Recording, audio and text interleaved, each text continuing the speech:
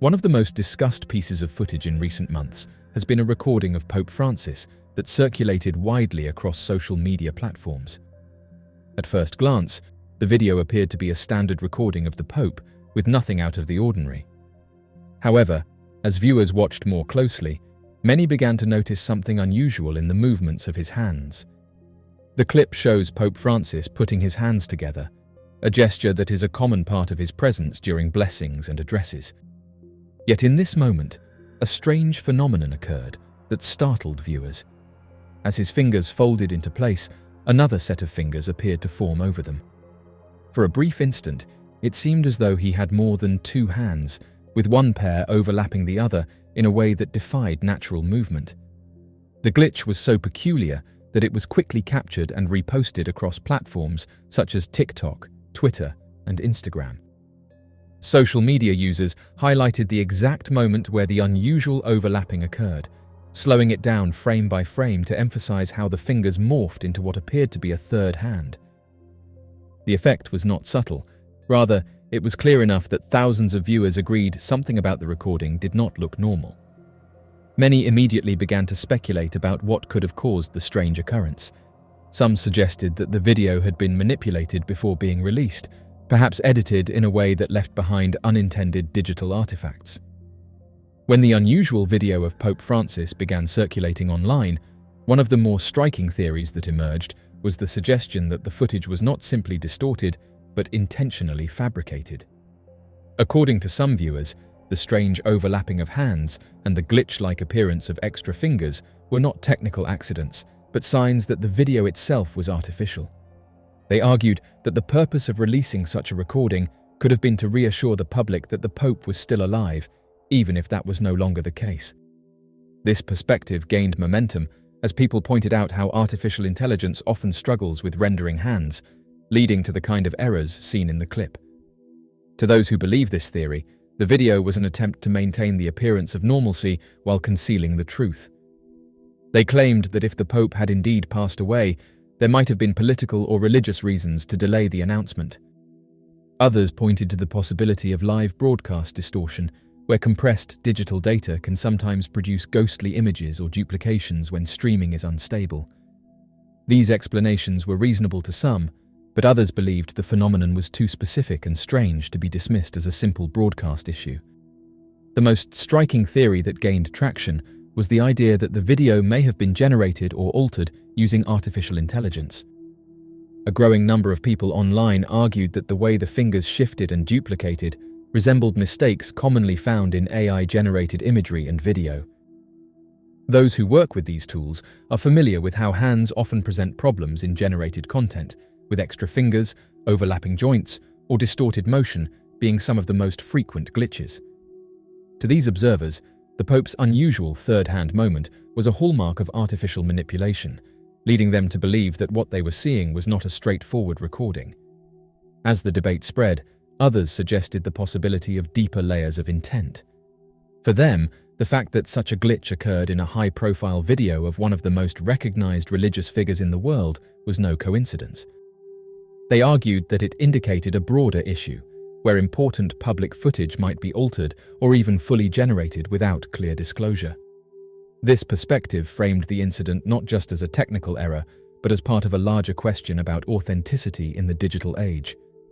The fascination with this particular moment also reflects how society has become increasingly aware of visual manipulation.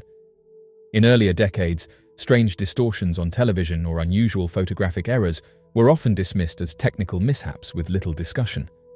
Today, with the rise of digital editing tools accessible to millions, audiences are far more conscious of the potential for fabricated or altered images. This heightened awareness has led to a collective vigilance, where anomalies in videos are quickly spotted, debated, and shared widely online. The Pope Francis glitch, as it came to be known among online circles, also took on a symbolic quality. For some, the strange overlapping hands were more than just a technical curiosity. They were interpreted as a sign of the fragile line between what is real and what is fabricated in modern media. Interestingly, while many were unsettled by the video, Others viewed it with a sense of intrigue rather than alarm. The recording of Pope Francis continues to be circulated, with countless discussions surrounding its authenticity and meaning. For some, it remains a glitch of unknown origin, possibly a broadcasting artifact with no deeper implication. For others, it is a warning sign, an example of how even the most sacred and important public figures can be represented in ways that are not entirely authentic. The mysterious world of unidentified objects has long captivated the human imagination, sparking debates and speculation about potential visitations and advanced technologies.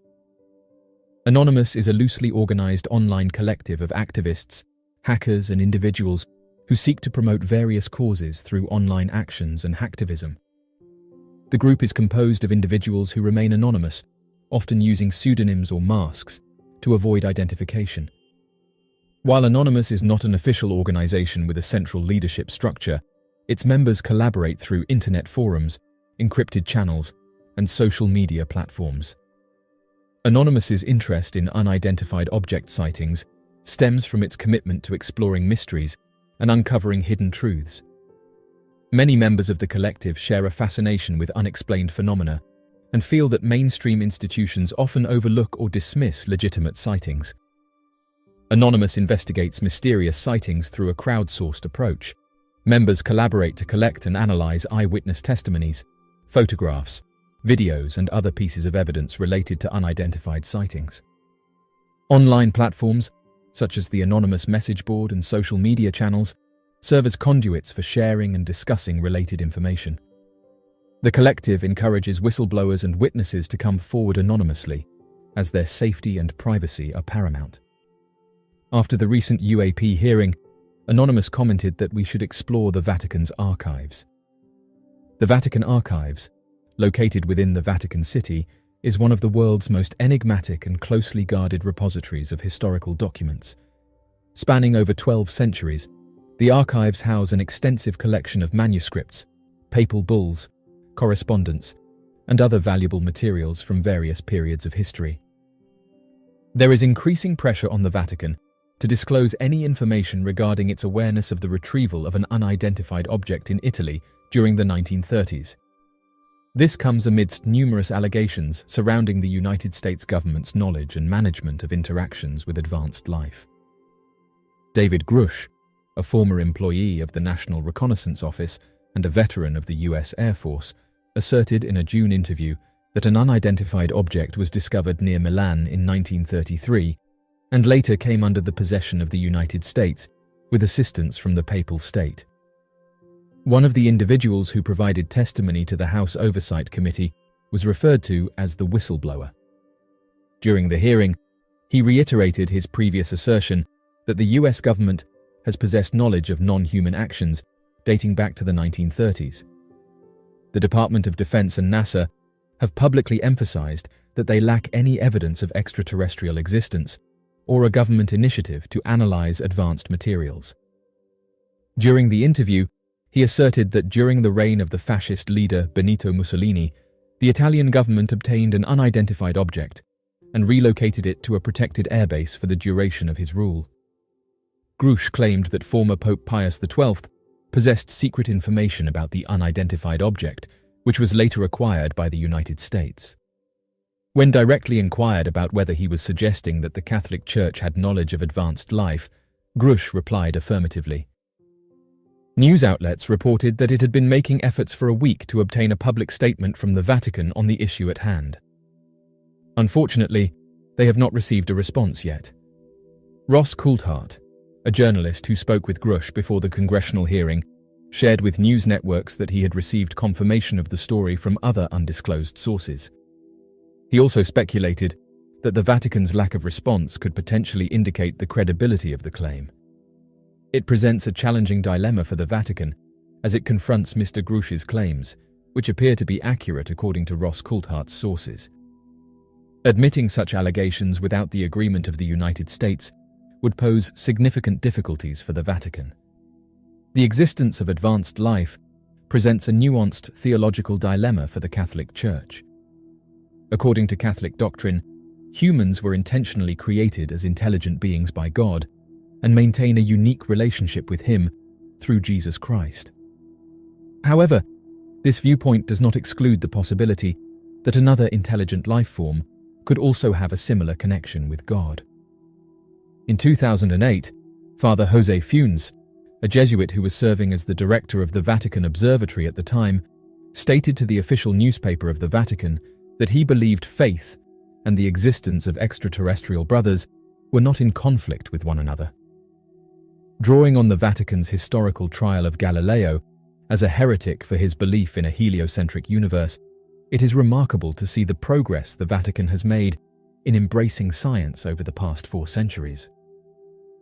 Coulthard mentioned having a conversation with an individual who had been given permission to access the vast underground archives of the Vatican. These archives consist of 50 miles of shelving, and Coulthard hinted that certain documents supporting Grusch's assertions might be discovered there, but only a privileged few are allowed entry. According to a statement from DoD spokesperson Sue Guff, the All-Domain Anomaly Resolution Office has found no credible evidence to support the assertions that there have been, or currently are, any programs related to the acquisition or reverse engineering of advanced materials. The Department of Defense acknowledges the significance of public interest in unidentified aerial phenomena, and she said that the DoD is fully dedicated to transparency and responsibility towards the American public, while also recognizing the need to safeguard sensitive information, sources, and methodologies. Despite the claims made in the testimony of witnesses, scientists who possess knowledge in the field of advanced life have maintained a skeptical stance. However, they haven't completely dismissed the possibility and are willing to consider it further, although they emphasize the absence of substantial evidence presented during the hearing. The Vatican Archives houses an unparalleled collection of documents, stretching back to the 8th century. The vast holdings include papal bulls, conciliar decrees, apostolic letters, and other official communications from various popes throughout history.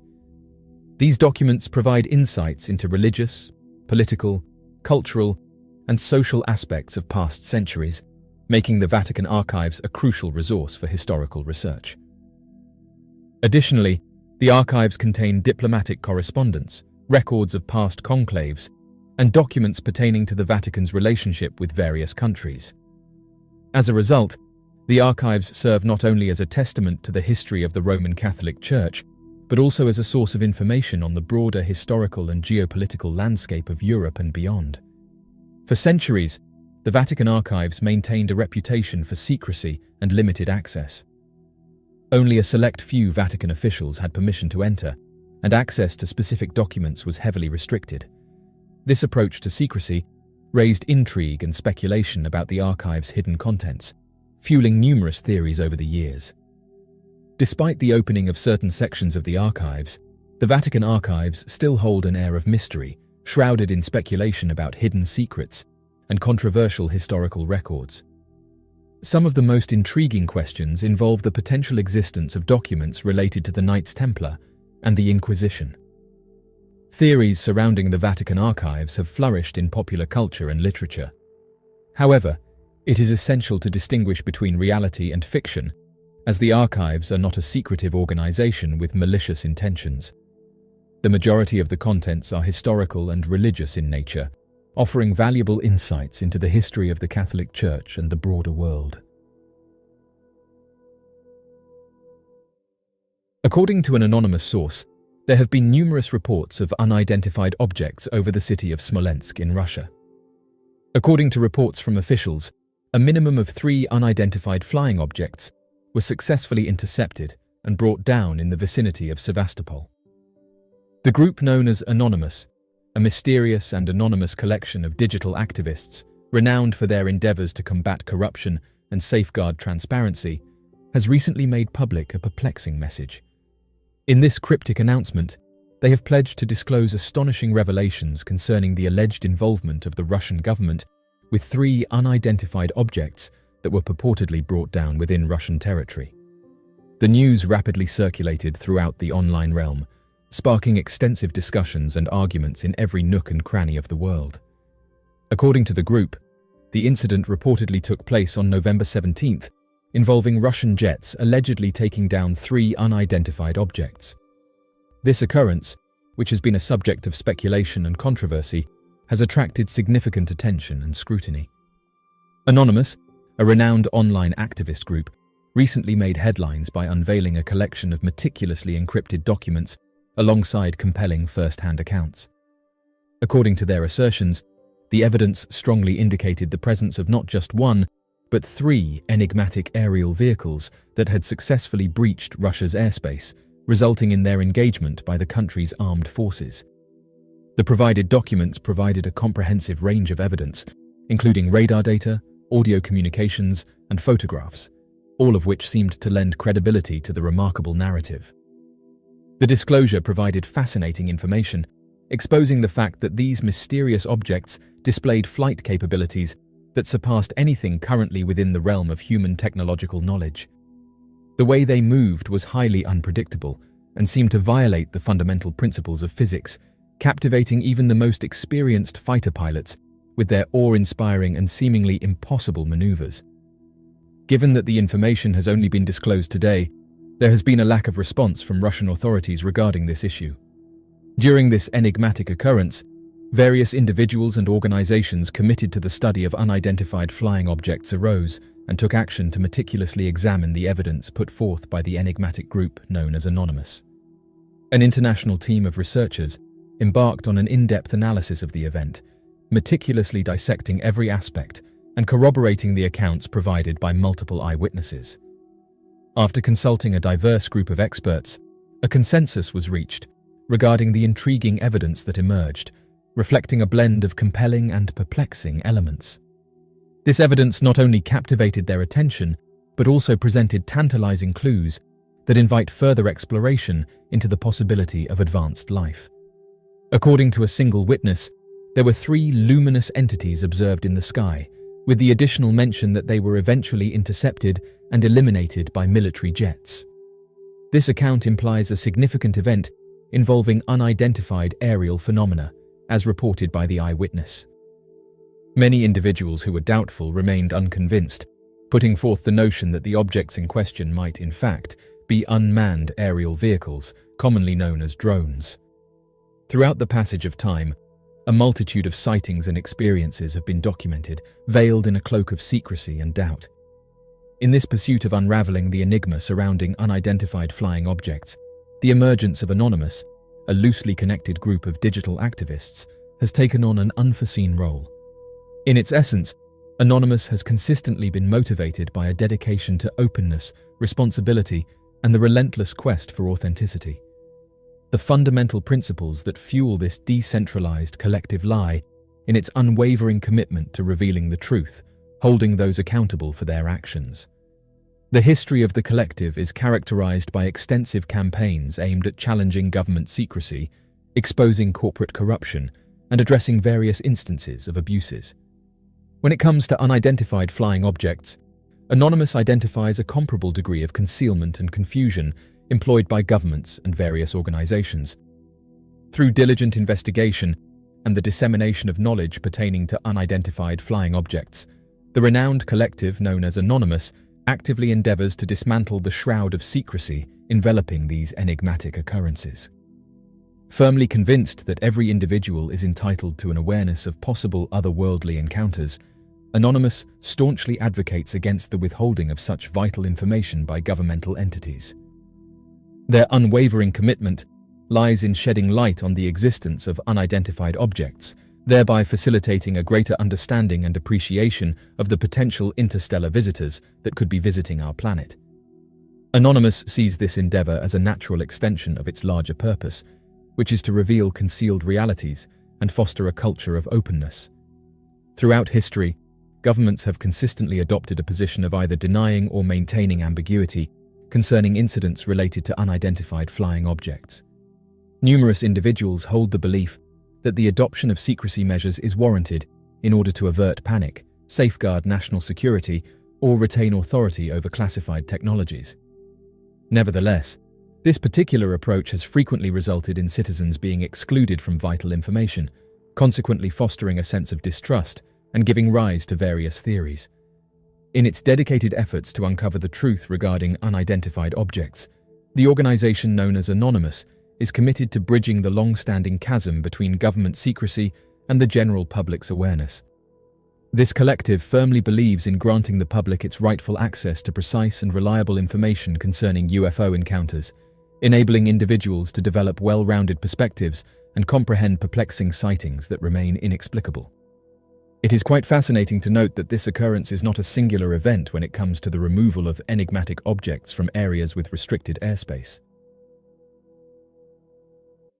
Following a series of incidents involving the downing of unidentified objects in Alaska, the Yukon, and Lake Huron in February, a secret memo was presented to Canadian Prime Minister Justin Trudeau, outlining the Canadian government's response to the Yukon incident on February 11th. The memo also mentioned that the US Air Force was in the process of full exploitation of the object shot down over Alaska's waters on February 10th, although it did not provide further details on the nature of this intelligence exploitation. Moreover, a few days later, reports surfaced indicating that the search for the wreckage of the downed object had been called off by the United States. The exact purpose and extent of the intelligence exploitation remain uncertain. The memorandum for the Prime Minister, which was obtained by the Canadian CTV news outlet from a source who filed a Freedom of Information Act request, has shed light on a significant incident involving an unidentified object over the Yukon. This memo, which has been independently verified by the news organization, provides crucial details regarding the handling of unidentified aerial phenomena by the North American Aerospace Defense Command. The North American Aerospace Defense Command employs a systematic approach to track and monitor all detected objects that cannot be immediately identified. Through a sequential numbering system, these objects are meticulously documented to ensure thorough analysis. The majority of these objects, upon further investigation, are found to be harmless and fail to meet the criteria for higher-level reporting or engagement. However, the memo highlights a particular unidentified object, referred to as UAP-23, denoting it as the 23rd unidentified radar track, recorded by the North American Aerospace Defense Command over North America during that specific time frame. It is noteworthy that this particular object, classified as a UAP, raised significant concerns as it was eventually intercepted and shot down.